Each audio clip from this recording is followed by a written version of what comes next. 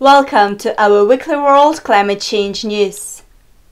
More than 500 activists have been arrested as protests continue for 2 weeks, demanding immediate government action on climate change.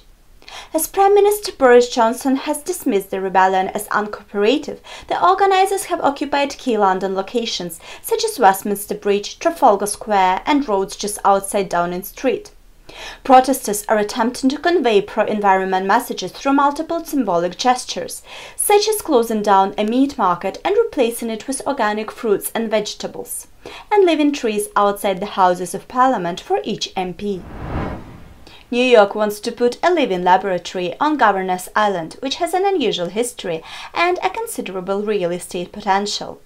This lab would be built for coping with the effects of climate change. Turning the island into a center for climate adaptation research could also tap into New York's concentration of workers in architecture, engineering, design and other related fields, as well as engaging the public on climate risks. Coal generates majority of India's electricity, and coal-consuming industrial sectors continue to grow. Currently, more than 65% of India's electricity comes from thermal power plants, and nearly 85% of them are coal-based. Indonesia's forest fires have made headlines globally over the past few weeks. This year's forest fires have affected millions of people. Schools have closed in some areas due to unsafe levels of air pollution, while many people are suffering from respiratory illnesses. The haze has spread so far as to affect Singapore and Malaysia. While forest fires are cyclical, typically occurring in Indonesia every year from July through October, this year's season is the worst since 2015, when fires resulted in 16 billion in economic losses and spewed more greenhouse gas emissions daily than the entire US economy. The fires threaten to derail progress Indonesia has made in curbing its deforestation in recent years.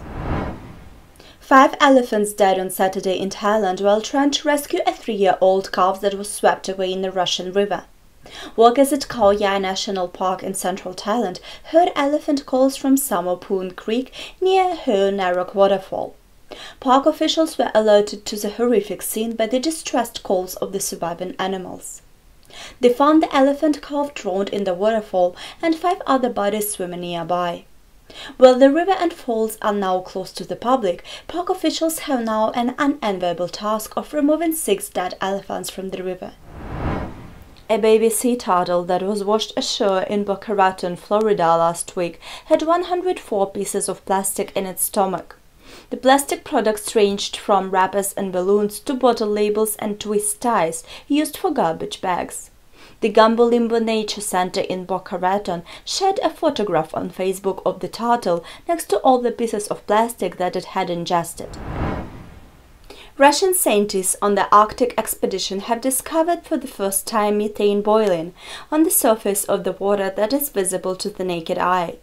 The research team from Tomsk Polytechnic University found the methane leak east of Bennett Island in the East Siberian Sea.